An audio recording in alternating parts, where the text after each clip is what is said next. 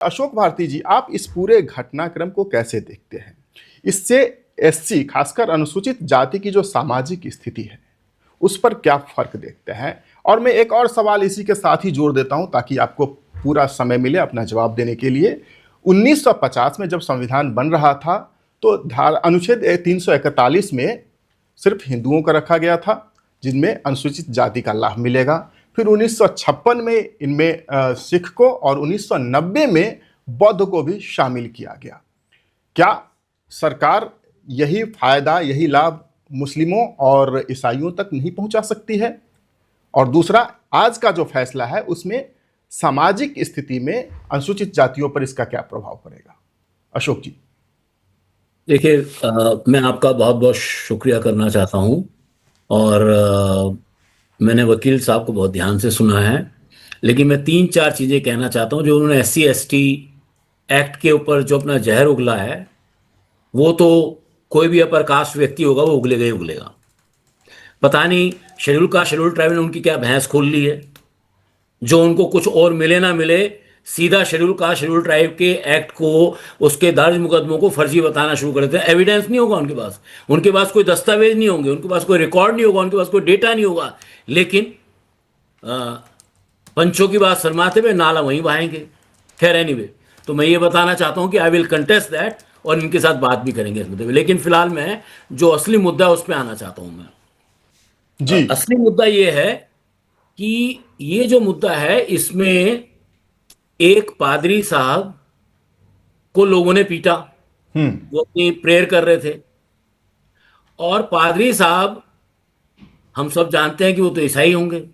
उन्होंने, क्योंकि वो पहले कभी दलित रहे होंगे, मादिगा कम्युनिटी के थे वो, तो उन्होंने कहा कि मैं चूंकि अनुसूचित जाति का व्यक्ति हूं, इसलिए एट्रोसिटी एक्ट में मेरा मुकदमा दर्ज किया जाए। वहां की पुलिस ने कर भी लिया, और ये मुकदमा सुप्रीम कोर्ट तक पहुंचा।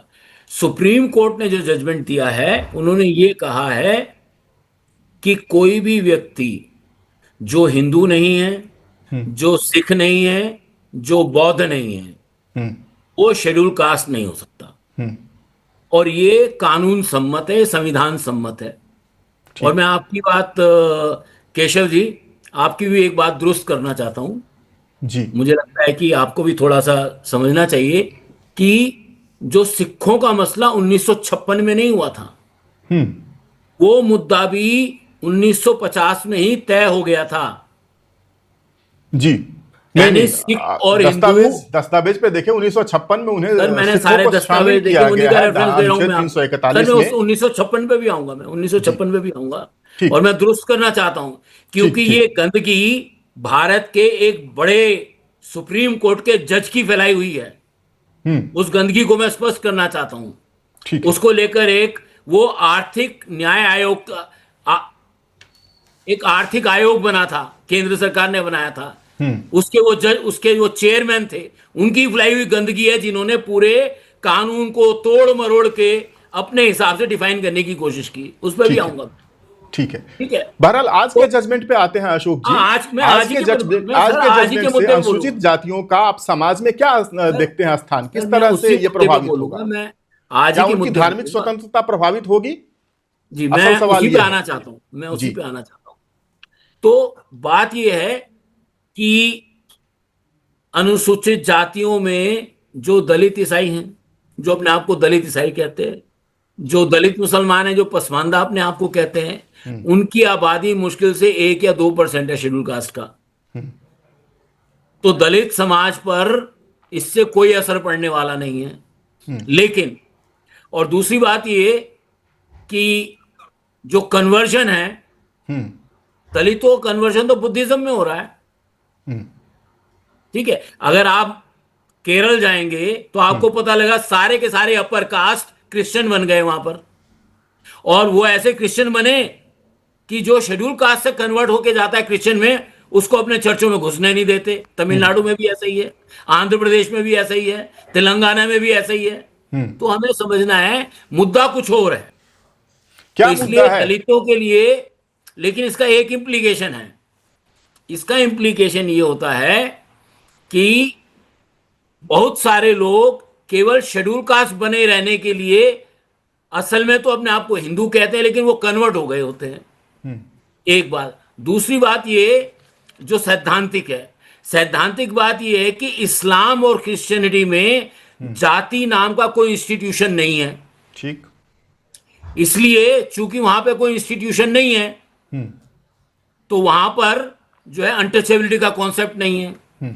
तीसरी बात ये कि जो शेड्यूल, हिंदू शेड्यूल कास्ट है हम्म। या सिख शेड्यूल कास्ट है या जो बुद्धिस्ट हो गया है, नव बौद्ध जो है, उसको सारे भारत का प्रत्येक व्यक्ति एक्स अनटचेबल मानता है। उसको ईसाई भी अनटचेबल मानते हैं, उसको मुसलमान भी अनटचेबल मानते हैं, हिंदू तो मानते ही मानते हैं।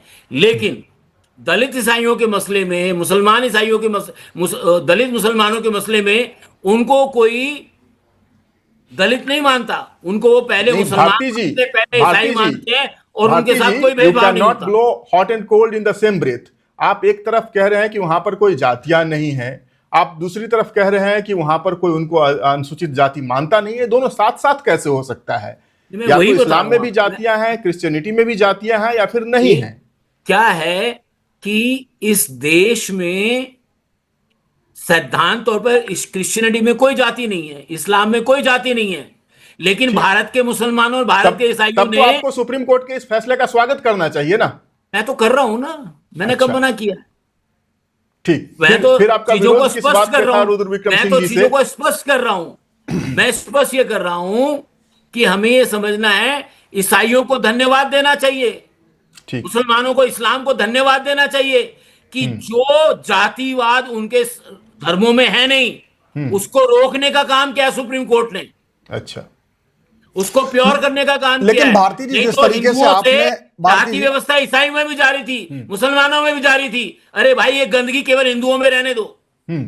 भारती जी, एक सवाल मेरा ये है, जिस तरीके से आपने कहा जो सामाजिक ढांचा है उसकी ओर आपने संकेत किया, जब आपने ये कहा कि केरल में उच्च जाति के लोग ईसाई बन गए और जो दलित जाति के लोग जब ईसाई बनते हैं तो वो जाकर के उनको अछूत मान रहे हैं, उनको नहीं मानते, उनसे भेदभाव करते हैं, तो धर्म परिवर्तन के बाद भी ये जो गंदगी आप कह रहे हो कि रहने दो, ये धर्म परिवर्तन हो गया, लेकिन माइंडसेट तो वही रहा ना। ईसाई धर्म में जाने के बाद भी वहां पर जहां पर धर्म की, जहां पर जाति की आप संकल्पना से इनकार कर रहे हैं, हम लोग कहते हैं, वो भी करते हैं, वो भी दावा करते हैं कि ईसाई धर्म में भी नहीं है, और कहने वाले तो बौद्ध में भी कहते हैं यहां आकर के कोई जात पात नहीं, सब एक बराबर है। लेकिन अगर ईसाई की बात करें तो वो माइंड सब जो साइड वहां रहा, जब उसके साथ भेदभाव वहां रहा तो फिर वो भेदभाव का शिकार होगा। इस आदेश के बाद में उसके साथ अगर भेदभाव होगा, जैसे पादरी ने कहा मुझे माना गया, मैं पहले से दलित था और आज मुझे उसी आधार पर बेइज्जत किया गया, तो फिर उसे सुरक्षा कहां मिली सामाजिक? ये एक मेरा सवाल है, इस दायरे में कैसे देते? यही सवाल मैं रुद्र प्रताप सिंह जी से भी करूंगा। दो मुद्दे हैं इसमें। एक ये है कि भारतीय संविधान के तहत किसी भी व्यक्ति को व्यक्तिगत सुरक्षा, और मुझे लगता है कि संविधान में वो सुरक्षा हिंदू हो, मुसलमान हो, सिख हो, ईसाई हो, कोई भी हो, उसको प्राप्त है। दूसरी व्यवस्था है कि हिंदू, सिख और बौद्धों में जो नहीं, शेड्यूल मेरा का, सवाल ये है ही नहीं, मेरा सवाल दूसरा है जो आपने उठाया। आपने कहा कि जब बंदा ईसाई हो गया, चाहे वो जनरल कास्ट का हो गया, सामान्य जात का हो गया, चाहे दलित जाति का हो गया, लेकिन वहां जाकर भी उसके साथ भेदभाव हो रहा है, तो वो सल्तनत तार तार हो गई संकल्पना। वो जो कॉन्सेप्ट है, जाति का कॉन्सेप्ट नहीं ये कहा जा रहा है ईसाई में, लेकिन वहां भी। तो सवाल मेरा ये है कि वो आदमी धर्म परिवर्तन करता है, लेकिन निजी तौर पे, जैसे केशव जी ने कहा, धार्मिक स्वतंत्रता का अधिकार उसका खत्म हो रहा है। अगर वो ईसाई बन रहा है, मैं समर्थक नहीं हूं ईसाई बनने का, धर्म परिवर्तन ये नहीं कह रहा हूं, लेकिन अगर वो बदल लेता है तो भेदभाव उसके साथ वही रहता है और उसे वहां पर जाके न्याय की उसकी व्यवस्था समाप्त हो रही है। यहां पर इस कानून को आप कैसे देखते हैं? मेरा ये आपसे तर्क चाहता हूं। मैं समझता हूं कि भारत का जो संविधान का अनुच्छेद 25 है, वो प्रत्येक व्यक्ति को अपने अपने धर्म को पालन में, उसको आगे बढ़ाने में सबकी आजादी देता है। और मैं समझता हूं कि ये दलितों को लिए भी उतनी ही आजादी है। अगर दलित चाहें, वो जिस धर्म में जाना चाहें, उनको ये आजादी है। हालांकि अनेक राज्यों ने धर्मांतरण के खिलाफ कानून बनाए हैं, जो कि मुझे लगता उस है, आजादी का प्रश्न नहीं है, सवाल ये उस आजादी के बाद भी भेदभाव हो रहा है सर, उस पर बताइए। मैं वही आपको बात कह रहा हूं कि जब संविधान प्रदत्त नहीं। जो स्वतंत्रता है, धर्मांतरण कानून, उसका उल्लंघन करते हैं। और दूसरी बात, जो आपने जाति को लेकर भेदभाव कहा, मैं कह रहा हूं ये समाज जाति की बीमारी से पीड़ित है, इसमें कोई शक नहीं है। लेकिन मैं ये कह रहा हूं, जिन धर्मों में जाति नहीं थी, वो धर्मों जाति को क्यों इजाजत दे रहे हैं अपने यहां पर? हिंदुओं में तो थी जाति, अच्छा, तो लेकिन आप ईसाइयों में तो बौद्ध में जातियां है। नहीं थी, मुसलमानों बौद्ध में में तो है। जातियां नहीं थी, वो क्यों इजाजत बौद्ध दे रहे में हैं जाति उसको? है, किसमें? बौद्ध धर्म में। उसमें भी नहीं है।